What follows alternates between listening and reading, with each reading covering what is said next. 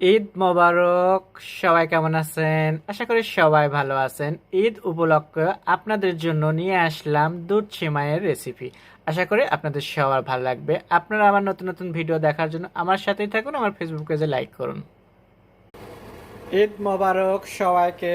ঈদ উপলক্ষে আজকে আপনাদেরকে দেখাবো দুধ সেমাই করে। এখানে আমি হাফ সেমাই নিয়ে নিয়েছি আর ঘি দিয়ে দিছি চুলের উপরে।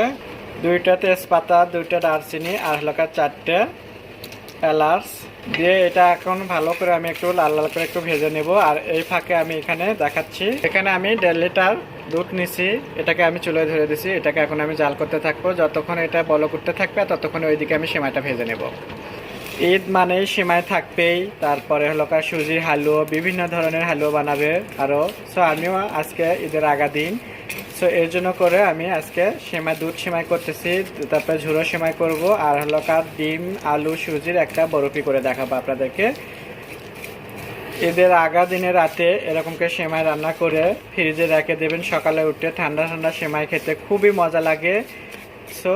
অবশ্যই আপনারাও এভাবেই বানাবেন।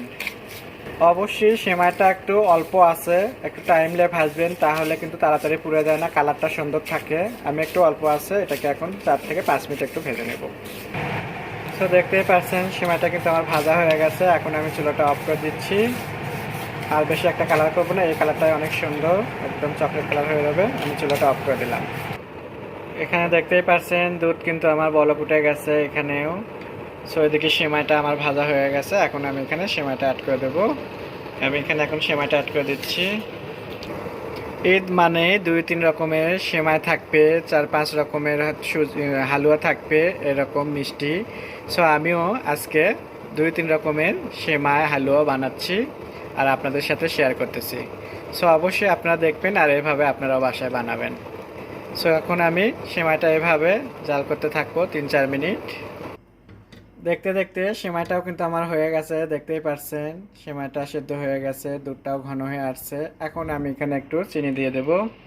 আমি এখানে এরকম 1 বাটি চিনি দিচ্ছি, কারণ দুধ সেমাই কিন্তু চিনি তেমন একটা বেশি লাগে না, আপনার টেস্ট অনুযায়ী আপনারা দেবেন। চিনিটা দিয়ে আমি আবারও ভালো করে একটু নাড়াচাড়া দিয়ে নিচ্ছি। সেমাইটা কিন্তু আমার এখন হয়ে গেছে। এরকম কিন্তু একটু পাতলা করে রাখতে হবে, কারণ এটা ঠান্ডা হলে আর একটু ঘন হয়ে আসবে। দুধ সেমাই মানে একটু পাতলা পাতলাই রাখতে হয়।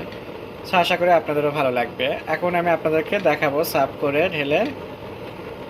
দেখতেই পারছেন সেমাইটা কিন্তু আমার ঠান্ডা হয়ে গেছে, এখন আমি বাটিতে করে পরিবেশন করে নেব। পরিবেশনের জন্য আমি একটা বাটি নিলাম। বিসমিল্লাহ।